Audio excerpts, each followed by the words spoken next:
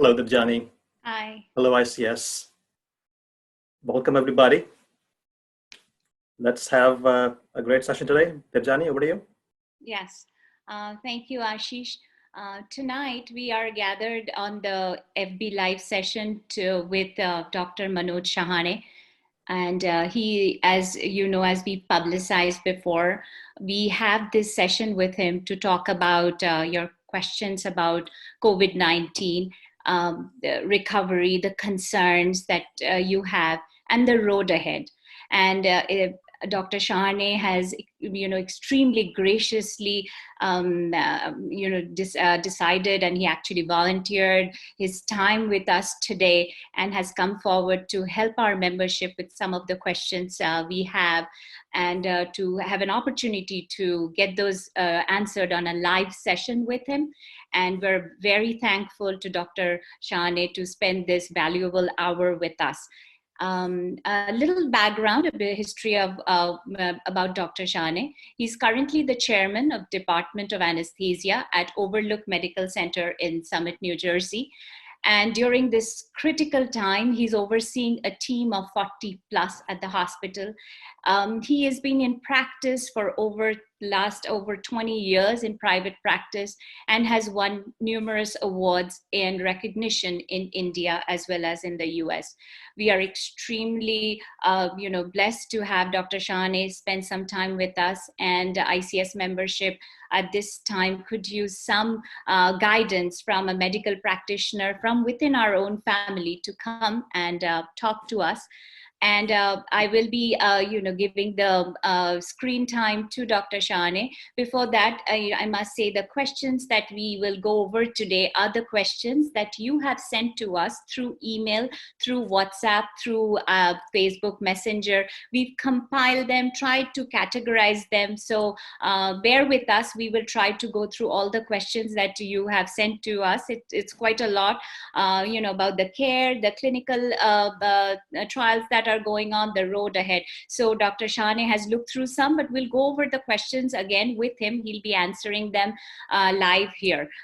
With that, I turn over to Dr. Manoj Shahane to say a few words as to what what he's seen in the current times, and how he is helping fight this disease at the front line. Dr. Shahane. Hello, everyone. Would like to welcome all the ICS members and guests who are watching this Zoom video on Facebook Live. Thank you, Debjani. Thank you, Ashish, for inviting me to talk about this, obviously, coronavirus. That's what we are talking about 24/7, I guess, in public media and social media. And, everybody's nervous and worried about it. So let me preface it by saying that as an anesthesiologist, as Debjani said, we took over the emergency part of COVID management for the hospital in terms of the emergency rooms, assistance with the airway management, we call it intubations, putting invasive lines, maintaining the ventilators, taking care of these patients in the ORs, taking care of these patients in the intensive care unit. So it's been a crazy roller coaster for the last about a month and change. And I'm hoping that, we could go over some of the questions that everyone has lately. We did something similar for the Marathi audience not too long ago, and it was very well received. So I'm here to answer all your questions, trying to allay your anxiety if I can, and make sure that, you get something positive out of this in very negative time. So thank you, Danny. Dr. Shahane, we've kind of, like I said, categorized the questions. The first question that we got was about the medical care, right? The technicality, the terms. First was, is it really that much different from a flu? And what you've seen, and in the beginning it was being said that it was just a flu with maybe a little bit more. And in your experience, can you tell us that how you would differentiate this from a flu? So the basic concept, this is also a viral disease like the flu. Okay, the flu is caused by influenza virus, versus the COVID-19 is caused by a coronavirus. It's a special type of coronavirus. And I would say it's not as close as flu in terms of the virus. The virus structure is different. So it basically comes from coronavirus family. And when you say coronavirus, we all have seen it for years. When we see the common cold, slightly more than a common cold, that's all caused by coronavirus. So this is a different kind of virus. So I think the peculiar part of this virus is mainly this has come as a novel virus. When you see novel coronavirus, by novel, it means that it came from non-human origin. So human body was not aware of this virus. So anytime anybody gets this virus, their body reacts it with a very high degree of unawareness. So what happens is our body tries to fight it a lot, much more than what the body would fight with influenza. So it's a different kind of disease. And if you ask me the same question in about 4 or 5 years, and God forbid, if it still exists, I think we will call it something similar to flu at that time. But at this point, being a new virus at this point in the society, it's not similar to flu, though some of the symptoms are similar to the flu.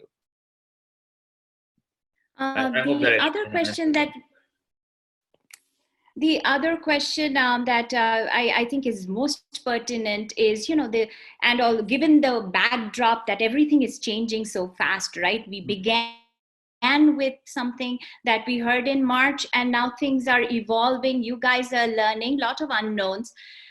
In the beginning, what we were told and from the media and the reports that most deaths had pre-existing conditions. Correct. And are you still seeing that the morbidity is related to pre-existing conditions? Yeah, I mean, at the beginning, there are a lot of people, as a medical societies all over the world, we were not sure of what's causing the mortality. Obviously, it's not, if you look at the mortality, which is the death rate, is it comparable to flu? Yes, it might be actually slightly less than that at this point. But even said that, we don't know, the full extent of it at this point. So what we are seeing actually is a lot of elderly people who are getting affected by this virus are not doing so well. At the same token, when you see a lot of younger people getting it, people who are morbidly obese with higher BMIs, people who have diabetes, people who have hypertension, people who have multiple diseases together, they may have weakened immune system to a certain extent. People with cancers who have lower immunity, those patients we see having more trouble in terms of making out of this disease. Very interesting that you said that. Can you hear me? I unmute. Yeah, I can. Okay. Something that you just now said, that the percentage, right? The percentage of morbidity is still is a number in the works, because of the studies, which brings me to the antibody, because we, in March, if I met with you and asked you, there would be a different set of questions, and now with a month, it's 6 weeks, right? We're into it. Almost 8 weeks, right? And so now everybody, and I think because we were tallying, I got 5 just from different sources antibody. Right. And I'm just going to let you answer the entire antibody thing, where should everybody, because it gives us the numbers in the false negatives, false positives, how reliable are they, the current ones?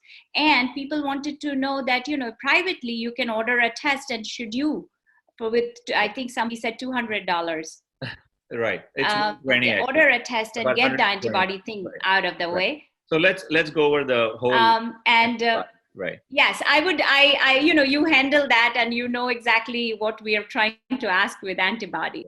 Right. So let's start with what is antibodies, right? So I think most of the population knows that antibodies means immunity towards a disease. So when you get affected with coronavirus, which is a virus, we create, that's antigen, which the virus is a small protein particle, and that goes into your system and causes havoc, because the body is, as I said before, is not aware of how to react to this foreign virus. So what body does is you see antigens in the body. So that can be measured by the testing we do for COVID-19, right? So the initial part of the questions in the past were, how do we test? Who tests? What kind of test do we have? So we have two different kind of tests. So I'll go over that quickly before we go to antibodies. The one test that we routinely do is, it's all different for people who are biologists or pharmacy background. They would understand these are PCR tests. So it's polymerase chain reaction tests. So what they do is they take a test from the saliva, from the nasopharyngeal area, which is from the nose, and they check the swab and make sure that there is any antigen, which is a virus particle in that. So that tells you that if you're positive or not positive. And depending on how good the testing is, when you see that you have the symptoms, but a test comes back negative, there are a lot of variables. Maybe somebody who didn't do the test correct. Maybe they didn't take the swab correctly. Maybe it was run improperly, and so on and so forth. So there are a lot of variables. So now coming to the antibody. So now we are 8 weeks out. What is antibody? Is the body's reaction to the virus. So who should get it? So there is a clear lineup or clear indications for getting those. Random people should, I would not recommend them to go and just get their antibodies tested. And I'll tell you why. The antibodies are positive in a patient or in a person who's exposed to COVID-19 anywhere between 7 days onwards to 20 days onwards. So if I'm exposed to coronavirus today, for example, today is May 2nd, if I go tomorrow, just because I want to do my testing and I get my antibody tested, it might be zero. There may be no antibodies. If I do it 10 days down the road or 15 days down the road, you may see some positive antibodies. Okay. And when we see antibodies, that's the immunoglobulins, which is the protein particle of the body that responds to protect our body against the virus, which is outside. So they usually have two different kinds. One is what we call is IgM, which is immunoglobulin M kind, which is shown earlier. Maybe it can be seen within 7 days or 10 days after the exposure. And the commonest thing that Quest Diagnostics and so on and so forth, like you mentioned, they charge about $120. They check immunoglobulin G, that's IgG. That's usually seen anywhere between 14 to 20 days after the exposure. So having said that, and I don't want to burden everyone with scientific lingo, but unless you know when you're exposed, there's no way of knowing if you're going to mount the antibody response.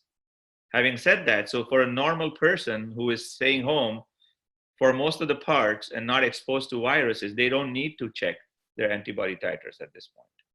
And even all of us healthcare providers I'm exposed to coronavirus every single day, but I didn't get my antibody tested yet. At some point, all the healthcare professionals will get it tested to see the response. But even then, we don't know how long that's going to stay. We don't know if that titer, which means the level of antibodies in the blood, is going to sustain for 6 months or 8 months or a year or 2 months or 2 days. So there is no way of knowing when to time those tests at this point, and there's no way of knowing how long it will last. So you may have already gotten the question if it's going to be reinfection.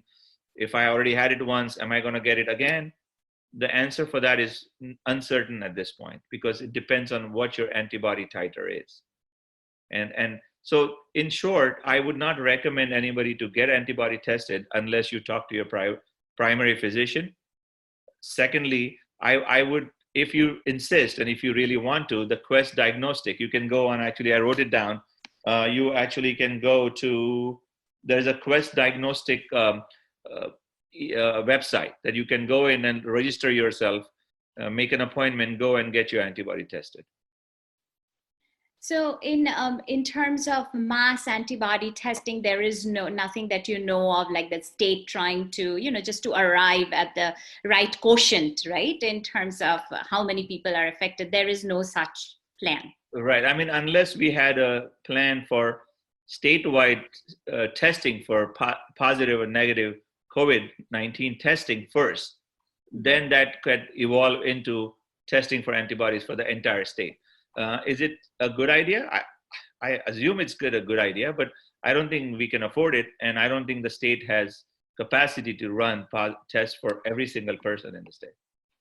Which Dr. Shahne brings me actually a step ahead of that, right? We've gone to antibodies, but what is the scenario with testing as you see in a hospital setting right now? And people with symptoms, you know, who were with milder symptoms, who were not they didn't have access to a test. Right. It was quite a runaround. And are you seeing, you know, better turnaround time? Is it more readily available? Should people relax a bit that, you know, they will probably get a test done? And the saliva test, if you can add that, Right. is it an easier way to take that now? Right. Okay, so let me first allay a lot of anxieties. Like most of the people that we know and we have in this group and in the forum and everywhere else in the state, most of them are doing fine. You know, most of them are not having any symptoms of, you know, fever and cough and other related symptoms from COVID-19. So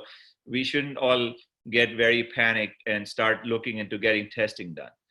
So what the routine, what we call it is a plan in place is hypothetically, if myself and I'm not, if I was not a healthcare provider and I'm home and I get a fever one day and I don't feel good. So what the plan in place is, you're supposed to call your primary physician by the telehealth visit. They talk to you, and it was difficult about 3 weeks ago, but as of today, testing has become very easy in state of New Jersey. I don't know about other states, but I think in Jersey itself, we have tons of testing centers. It's very easy to call your primary, get a prescription for the testing, and go to any either drive-through testing, go to the different kind of settings that they have for testing, and get that testing done easily. So I would definitely tell everyone that the testing is much, much better now in the state than compared to what it was about 3 or 4 weeks ago. So having said that, after the testing, majority of the people are sent home unless they have severe symptoms like they can't breathe, they're short of breath, they cannot catch a breath, and so on and so forth. Most of them are advised to stay home and not do anything, take some symptomatic treatment like Tylenol, hydrate yourself, quarantine yourself in your room, try to stay away from people, wear a mask, and so on and so forth. So there are only a small set of population, maybe 20% or even less, that need to go to the ER for the right symptoms like shortness of breath, or they really don't feel good. They sometimes don't know what's going on. They don't mentate well. That means that maybe the oxygen saturation is lower, and so on and so forth. And out of those patients, majority of that, so if you look at 20% of those that population, majority of them are admitted in the hospital. Very small proportion of that are actually sent home again because their oxygen saturation is good, and so on and so forth. So if you look at it from outside perspective, it's not terrible. So I don't want to give you anybody false hope, but the chances of anyone getting really a bad disease is less than 20% or even lesser than that. So but again, to go back to your question, the testing is much better now, easily accessible to entire population. And so this is good that I'm so glad, and I'm sure members are joining me in this, the anxiety, right? The Mm-hmm. reporting that you see, and sometimes, the media, of course, many of us, I'm sure you hear, we've switched off. We can't take any more of this, right? Good for you. Yeah. Good for you. But one question that I got here is that, in your experience, at least, what you've seen, is that done in some cases, and how rare is it, or the progression, right? You're told you have pneumonia and next day you are intubated. Is that, what we want to know is that still a rare, would you be able to put a percentage to it? Like, it is scary, right? I have a cough today, and tomorrow, we all have coughs, and I'm landing up in ER.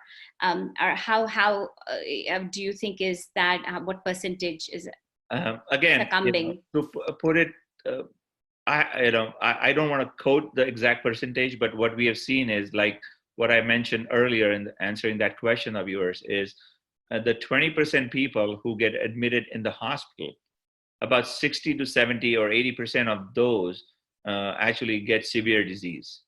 And the progression or worsening is pretty quick. We have seen more so in elderly population, again, like I mentioned, more so in people who have multifactorial diseases. Unfortunately, I've taken care of too many patients for intubations for people who have higher BMIs, and they do not do well because their progression or worsening is very, very quick. So again, I would say you're looking at 12 to 14, 16% roughly. Again, don't quote me on that because that might be slightly different. That's the population that gets really worse in a hurry. Okay. And so, while we are on the clinical part of the discussion, there has been, there's some questions came to us about plasma donation, right, as part of the care and recovery and helping critically ill patients.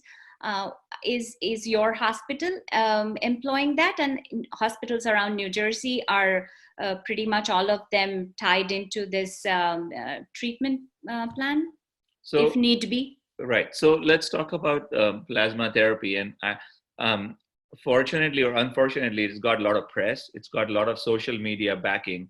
The reality on the ground is it's good, but it's not as wide as you would think it is.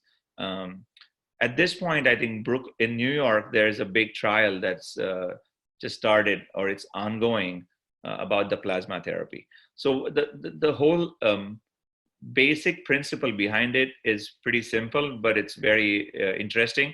It's people who are recovered from COVID-19 and who have good antibody response, like we discussed before. If they donate their blood, and if the blood bank, kind of puts it in a rapid cycle and takes out the plasma should have antibodies. Which if injected into a very sick patient, so you're basically giving injection of antibodies from outside in hope that this very critically ill patient can utilize those antibodies for their own body and get better in a hurry. Okay, so there are multiple trials in China. There are a lot of trials in US and Italy and in Europe about the plasma therapy. And actually, it's showing a lot of promises. At this point in state of New Jersey, there is a database that they collect. For example, one of my physician friends who actually had a really, really bad disease, who didn't do well, and he turned the corner because of one of the drugs that we can talk about later, has very good antibodies, is donating blood now. He donated last week, and his plasma will be used for some patient. But at the same time, so what has happened is Red Cross in New Jersey has created this database, and they actually get in touch with different hospitals, different liaison in terms of who is the candidate for this plasma therapy. And certain candidates are getting that plasma. In our hospital, we have a few candidates who are either started or about to start plasma therapy, like any other hospital in state of New Jersey.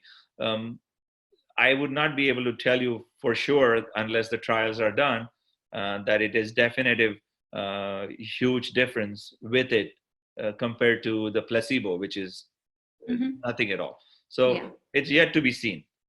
Okay. And with that, I think the drug that you were mentioning, right? We've heard so much about remdesivir, and I think how frequently it's being used, and are all hospitals now approved to use that if need be?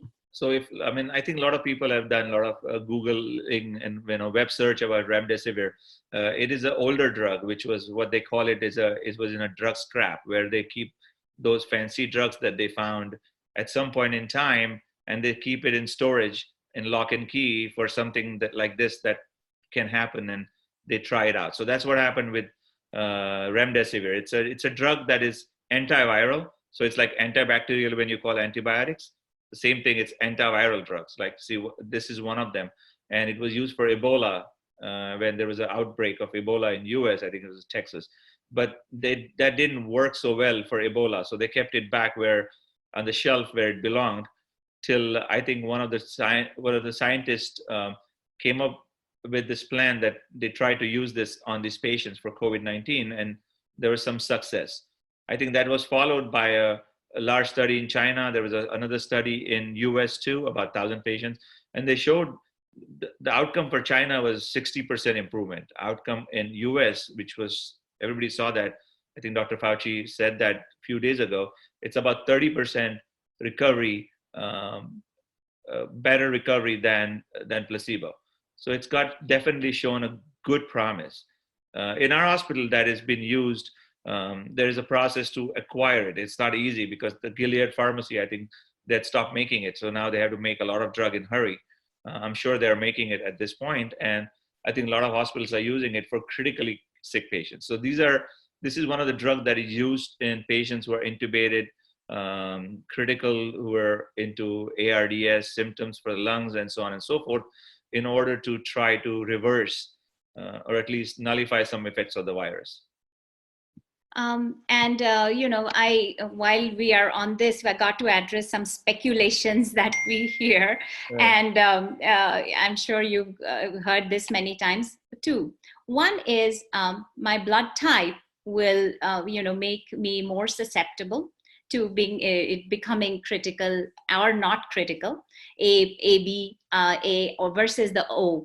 I wanted to ask you what you've heard and the clinical side. And the other thing, which will kind of go a little bit, I don't know how much you're so busy here following India, is BCG is protecting, and many of us Indians here and in the UK, we have BCG. So these are the two that I wanted you to talk a little bit about. The first thing, I think, my guess is as good as yours. The only thing that they are shown that patients or people with A positive blood type are more prone to get severe symptoms compared to others. But I can't really vouch for it. I don't think there is any trials or clinical studies that prove this beyond a certain doubt. So I would refrain from saying anything about the blood types, because I would defer this to even smarter people who are really working on those trials at this point. So that's one. So I wouldn't worry about your blood type and thinking that you would get it worse than the others. I don't think that's necessary to worry about it at this point and worsen your anxiety on top of that. So I would just leave it alone. The second thing that you asked me was about BCG vaccine. So there was a huge study that was done and conducted by WHO, international study, and they looked at the BCG vaccination and COVID-19 symptoms or response to it. There are some preliminary studies that were kind of showing that there might be lesser symptoms with BCG vaccine compared to people who didn't get BCG vaccine. Because, as you know, BCG is mainly for tuberculosis, not for antiviral. But I checked on that, and we were talking about it with colleagues last week again, and WHO is not saying with certainty that BCG is helpful in avoiding or making the coronavirus worse. So at best, this is conjecture. Maybe some studies out of Asia have to come out, because they have huge amount of population with BCG vaccines. And I think there's some studies still going on at this point, even today. So let's see how it pans out. I don't think we are immune just because we have BCG vaccine, I think. And so, I a lot of questions. I see 22. I will navigate through what has come, while Ashish, I have my colleague here who started the session to go over, the diaspora is Indian, right? Largely here. They want to know about their parents' travel. Some have elderly parents with them right now. And so we got a bunch of questions about, how are they going to visit us? What is the time frame? And as we open up, hopefully, in a month or two, how is this going to look? So if you want to,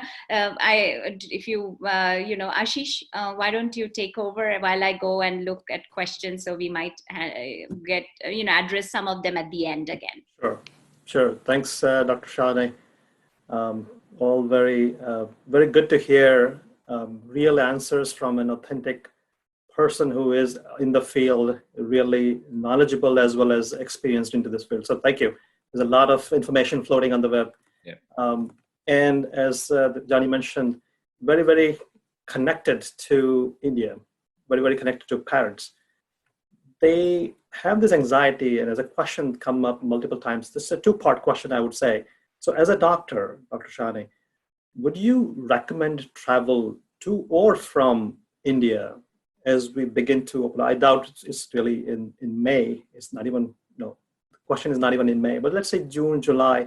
You think it's recommended to travel? And if yes, would it be, a higher risk for the elderly? And then part B was, if it was essential, things happen, what precautions would you advise? Right. So, Can take that. Ashish, thank you, and please call me Manoj. You make me feel very old, so so don't do that. So everybody, including my parents, Seema's father, everybody wants to know the same question about what to do in terms of travel. So first of all, let me approach this by saying I was talking to my colleagues and physicians in India. I'm in touch with them on regular basis, almost every day, and we have at this point, I would say, sitting here in US, we don't really have a good handle on what's the incidence of COVID-19 in India is right now, if you ask me today. I don't want to foretell what's going to happen there when the lockdown that they have is going to open up, how much of the population is going to be exposed in India at this point is anybody's guess. So let me preface it by saying that I'm not trying to, create, unnecessary ruckus. Maybe it's a very mild or easier numbers, incidents in India, but that yet has to be seen. So to answer your question, unless we know what happens in India after the lockdown ends, I think last I heard that they increased it to May 15th or something of that sort. So I would give it about 14 days after people start going around in their neighborhood, in the markets, and in the train and buses and so on and so forth. When that happens, I think we'll get a better idea of what it's going to look like there in terms of the disease.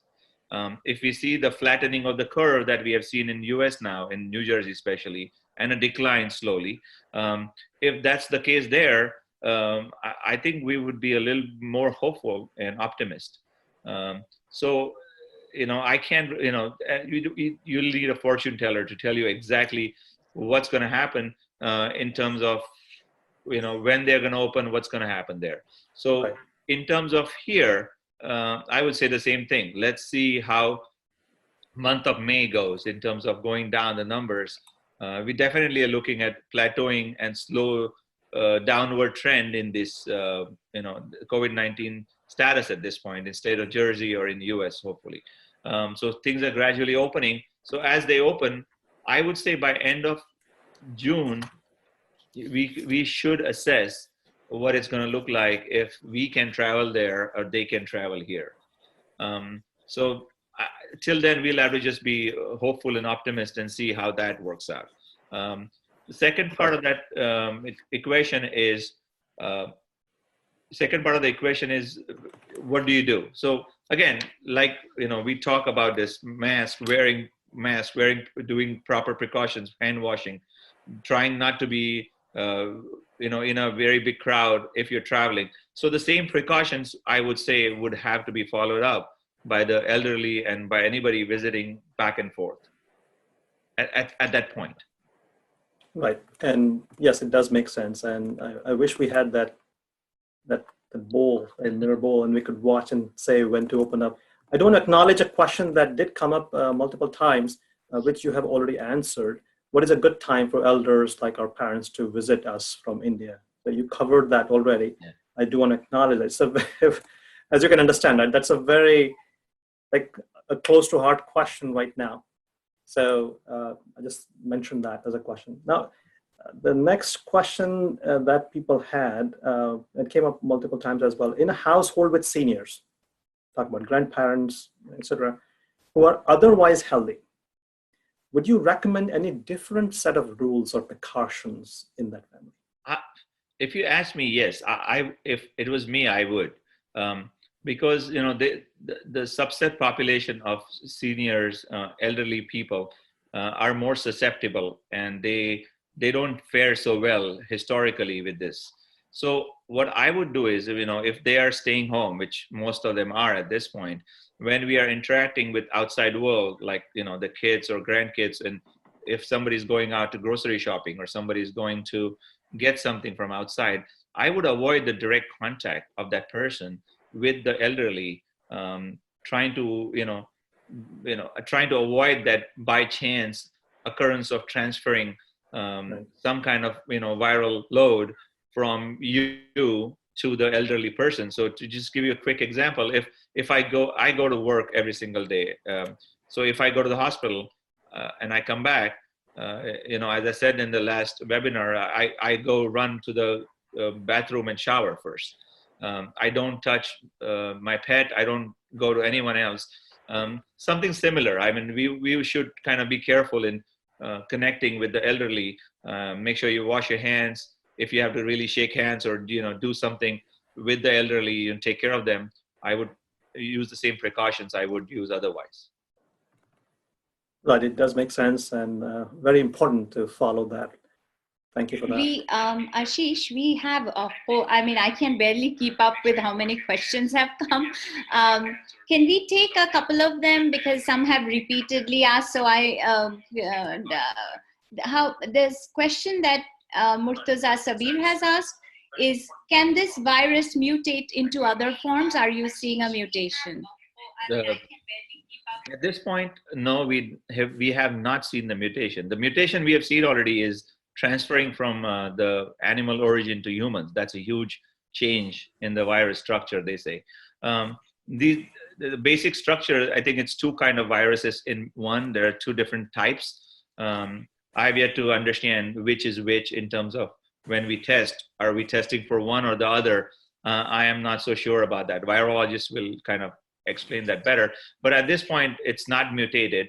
It still remains the same that we saw a month or two ago.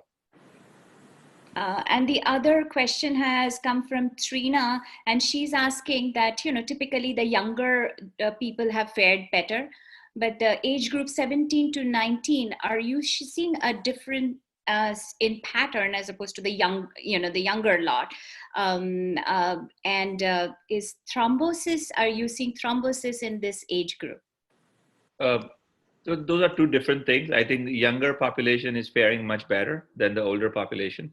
In terms of the cutoff, I would not be able to look at it or tell you concretely what the cutoff between 17, 19 and younger population is, because we have seen some patients with COVID-19 who are younger, but they have usually faring really well. They have mild symptoms and they don't really need to get admitted. So personally, I've not seen anybody in the hospital who's admitted or in a bad condition who's very young. Secondly, the thrombosis that you're talking about is a separate entity. Is almost, you see a lot of social media talking about this not being pulmonary disease, but it's like thrombosis, and people have a lot of emboli and thrombosis in the body. So yes, that is part of the disease process. We are seeing a lot of patients who are getting critical, need to be on blood thinners in the ICUs and so on and so forth, because they show evidence of thrombosis and embolizations and so on and so forth. So Manoj, talking about some of the mutations questions, that leads me to another very popular question right now. And there are all different types of answers on that. There is a time of pollen allergies right now. This is where we're getting into, and New Jersey, anywhere. So is there an easy way to distinguish between the allergies that we have, because of the weather change, etc., and COVID-19? Yeah, I mean, I think one has to be calm first. You don't have to be too anxious about it, because every time you sniffle, you think you have COVID, and so do I, and that's not any different. Everybody is the same in the same boat. So what I would say again is there are people who get allergies every year. And they know what they're getting. I had a cousin who really gets really bad in allergy season. So if people who get allergies, they know that they do get allergies more often than not. So if you're taking care of yourself and you're getting sniffles, you definitely would get red eyes, itchy eyes, maybe a tickle in your throat, and those symptoms are more about allergies than COVID-19. Especially the irritation of the eyes and itchy eyes and so on and so forth. So I don't think that you will see that in COVID-19. Again, can you get runny nose in both? Yes. But so we have to be kind of wise enough to understand if I do get allergies every season, it's most probably allergies, not COVID-19.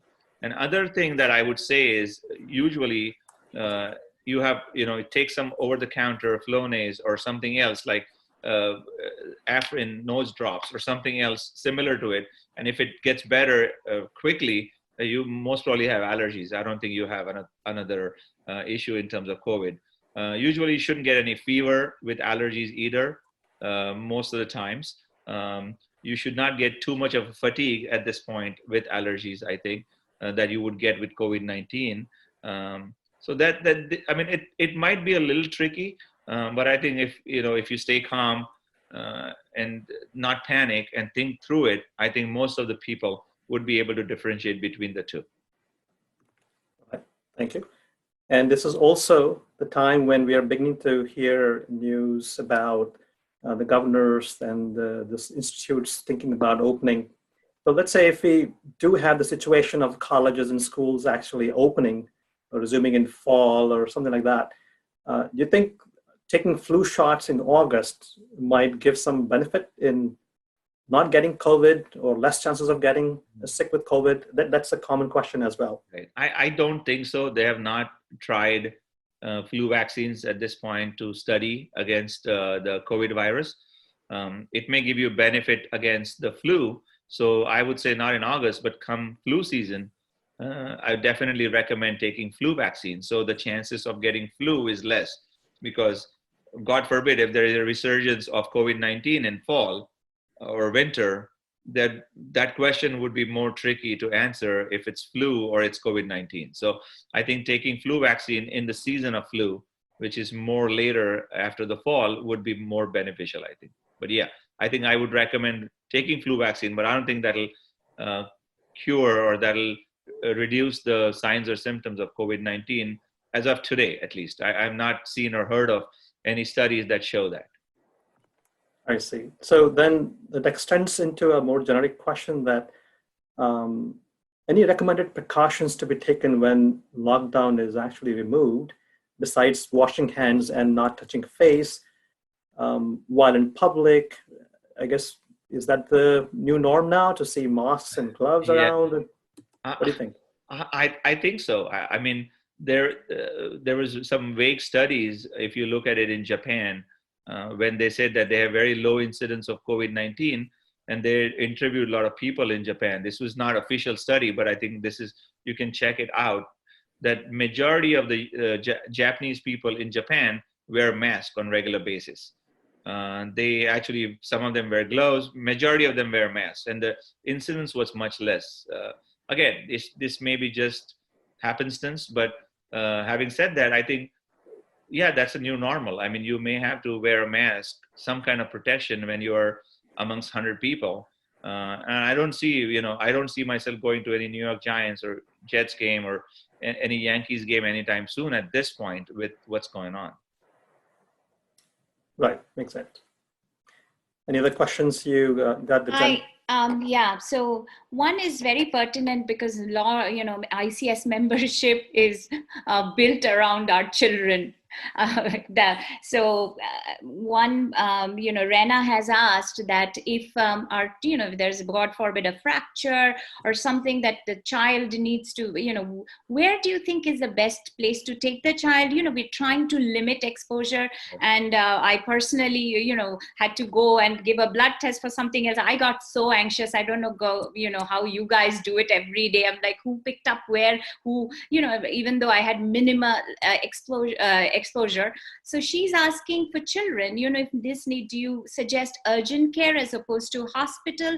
What should be the course of action? It depends on what's wrong at any given point. So if it's a minor ailment, I would just call the pediatrician at this point on the phone and ask them what's going on, if they need to come in. So the first level is, I think it's pretty safe to go to a pediatrician's office in near future. about 3 weeks ago when I had talked about that, because somebody had asked me that question that time, and I told them that if it's not really urgent, you can stay home. You really don't need to go for some well visits at this point. But I think it's slowly time, maybe by mid-May or later, if you need to do well visit, if you need to have some kind of questions answered by pediatrician, I think you should be okay going to pediatrician's office. If it's more severe, that needs urgent attention, I think it's safer to go and get it checked now. For kids, you can go to EmergiMed, you can go to emergency rooms. Are you going to get exposed to COVID? I think you can get exposed to COVID when you go out of the house to grocery store too. So I can't really predict how better or worse it would be. But depending on the severity of the illness or problem that your kid has, I would say you try to take care of it, because the last thing you want to know is ignore something which is severe and stay home, and that may have more of a problem than not. So if you have to go to the emergency room for some emergencies, surgeries, we are doing we are back to doing some semi-emergent surgeries right now, and we are taking care of things like fractures and so on and so forth, and they are doing well. So that's very reassuring to hear that other, the operations and elective surgeries. Not elective yet. Right? Elective surgeries, I hear mid-May, in some hospital. Maybe June first week for completely elective. Completely. If it's something plastic or plastic surgery, for example, or something that is completely elective, I think would not start till June at this point. We're waiting for governor to tell because the governor has told us not to do any elective surgeries at this point. So this brings to we have about 10 minutes left, and many questions I probably cannot get through because they came so fast that I can't see it. So I apologize to the ones I can, because some are being blocked, because we're doing the Zoom and looking at FB. So I profusely apologize. I am trying to see, but as we look to the future and open up and try, and some meetups happen at a distance, this mask is there's so many questions on mask. What I wanted to ask you is two things. One is this, when healthcare workers we're not talking about N95 here, we're talking about regular masks.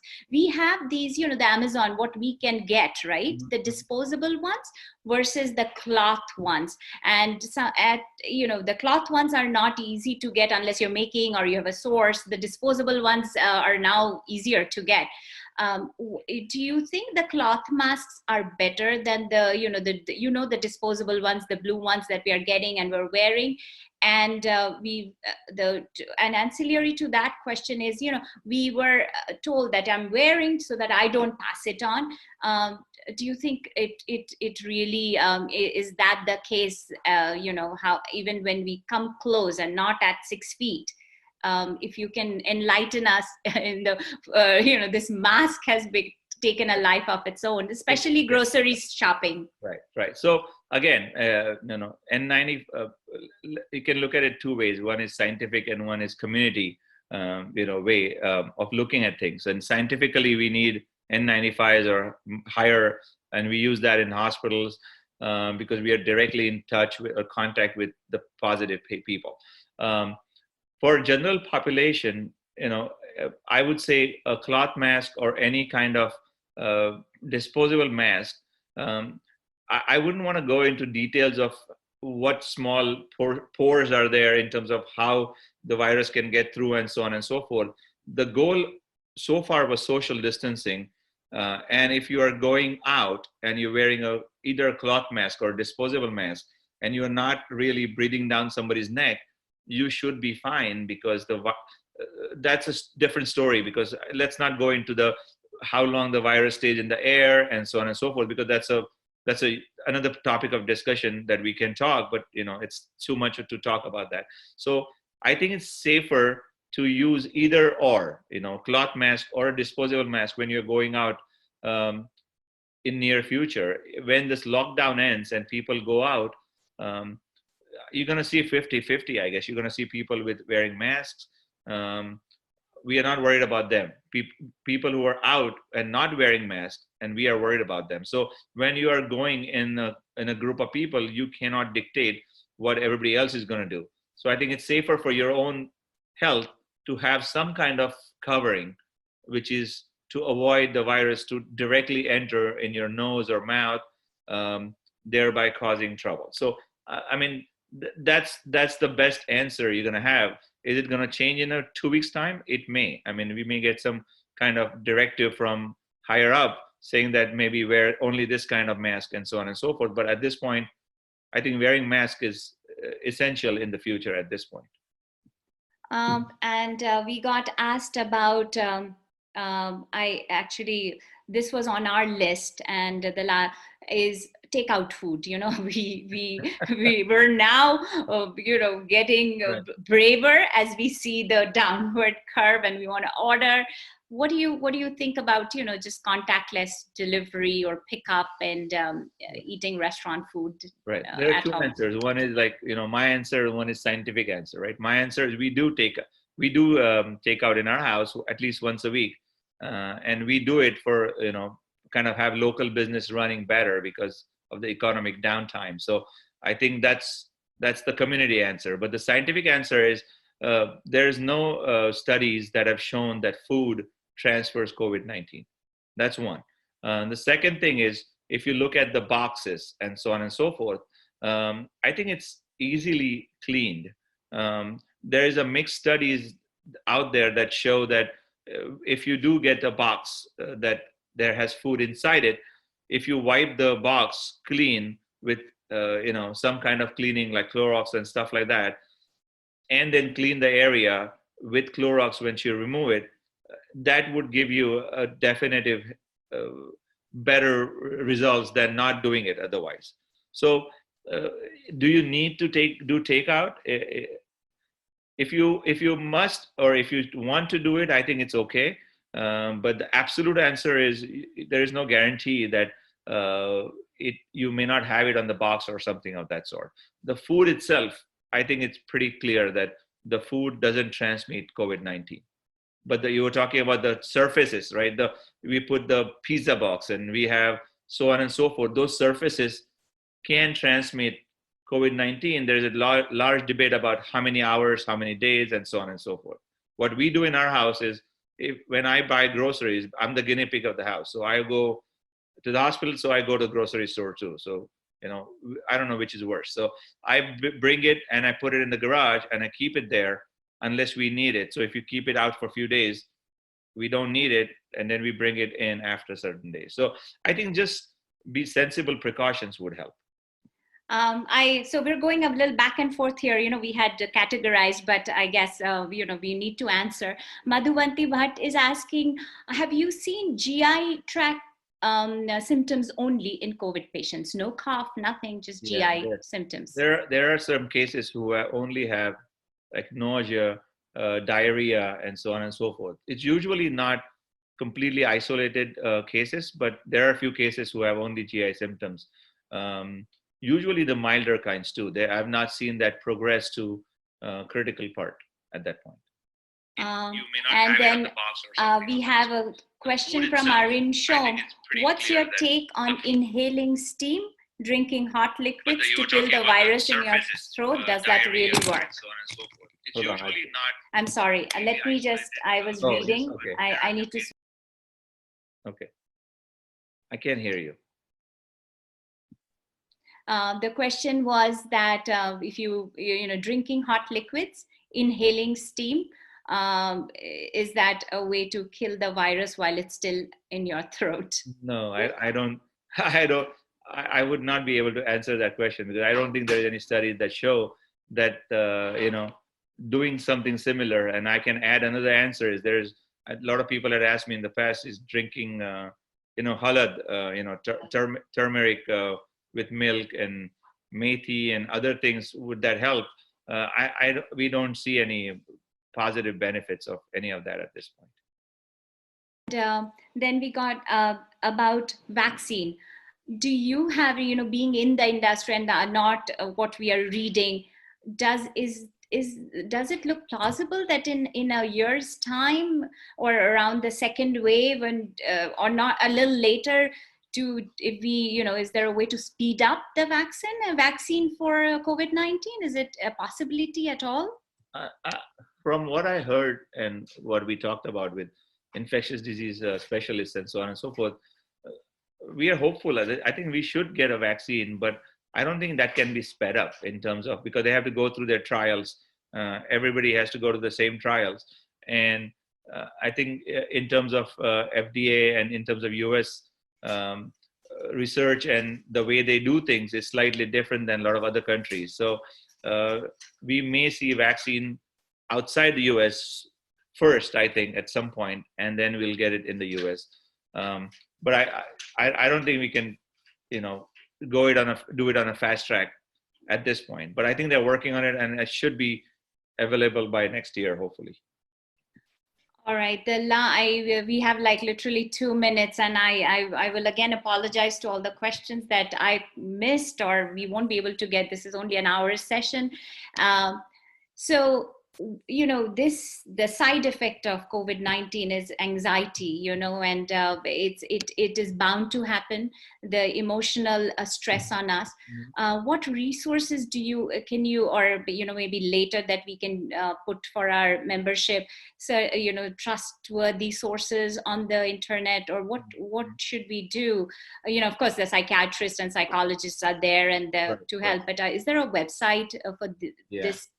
So, that helps alleviate. Yeah, so there are a couple of things. So there was a question that you had sent me earlier, is what, with all these WhatsApp messages, with Facebook, with social media, putting out random treatments and so on and so forth, people would really like to know what's real and what's not, at least as of today. So I think I would recommend for that, I think you should go to a CDC website, which is www.cdc.gov.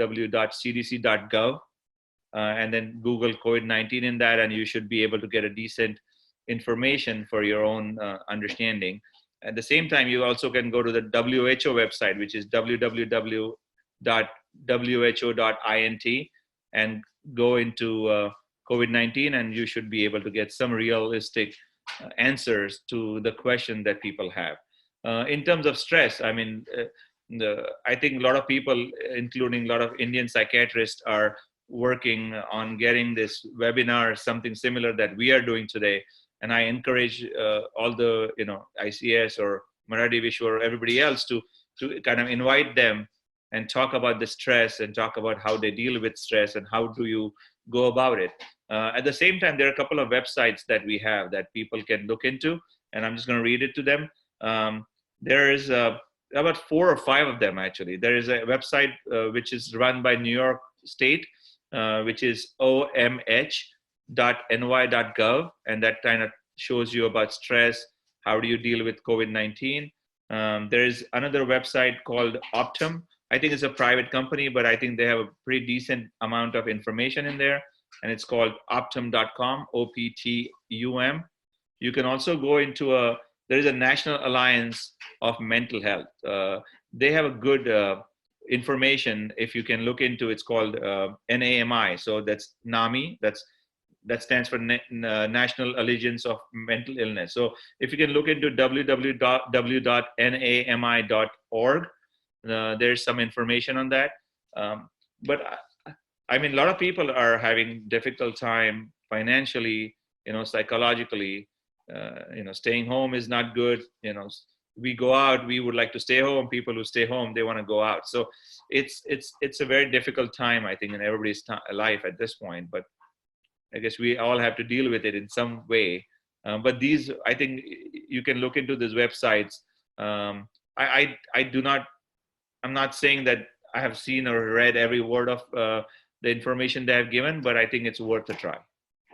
And, with that, it's 9 o'clock, it's been an hour, and you've had a full work day. So we won't keep you. It's extremely nice of you and Seema to have connected with us and trying to help. And, one question that came up during this and all, what do you see, like, if as a parting thought, when do you think New Jersey it will open up, not full-fledged, but we're seeing some light at the end of the tunnel.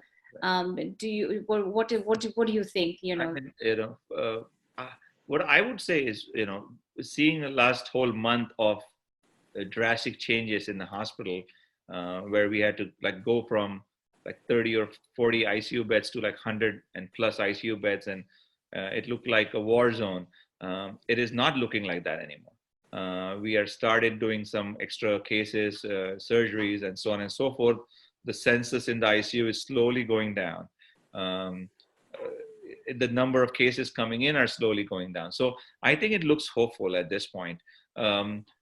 Again, I would be wrong if I had to predict a date that it would look all better, but I think it's coming. I think it should look better in a month or 2 months' time. We are all hoping and praying that when everything opens up, we all will develop some immunity to it, obviously, as a herd immunity, and kind of reduce the resurgence of the disease. And I'm hoping that that would happen. And if that happens, I think we are home run kind of that time. So it's anybody's guess, but I'm hoping for, things getting better. And I don't want you to quote me, but I think hopefully end of June, July, I think I'm looking forward to spending some time out of the house in July somewhere, not in the hospital. So yes, we pray that every word you said comes true. And thank you so much. And with me was Ashish Verma. As in the beginning you saw him. He came in the he's been an immense help in running these Zoom sessions, streaming them live, perfecting it for our membership. And thank you so much to you, to Seema, and like we say, for all our current struggles, this is an opportunity for us to persevere as a community. And this just showed that, you guys reached out to us and thought of our membership, and we're ever thankful for that. And ultimately, how we react, how we act towards each other is what will define this period. And, we cannot have coronavirus define us, the relationships and the attitude is what will define us. So thank you, Manoj. Thank you, Seema. Thank you, Ashish. And we're going to close the session. Thank you to all who've joined. The session is, recorded and will be on Facebook. Feel free to share with your families in New Jersey, outside New Jersey. The questions were very generic, not New Jersey specific. We will keep it on our Facebook page, and you can check back for the websites, for the little tidbits, information, advice that Manoj gave. Do check back as often as you want. So with that, thank you to all of you, and stay safe, Thanks, everybody. stay healthy. Thank you, Manoj. And I would say I would just say a closing part is thank you, Ashish, and thank you, Debjani. Thank you, ICS East Brunswick, for having me. And I would like to say a small thing at the end is, please help people. Help your senior citizens, help everybody else who's in crisis, because I always heard that helping people is not really a charity, it's a humanity. So I think stay fit, stay well, and stay healthy. Thank you. Thank you. And whatever references you have mentioned, I would like to make it available to our ICS subscribers as well. Thank you so much. Thanks. Have a good night, guys. Good night. Good night.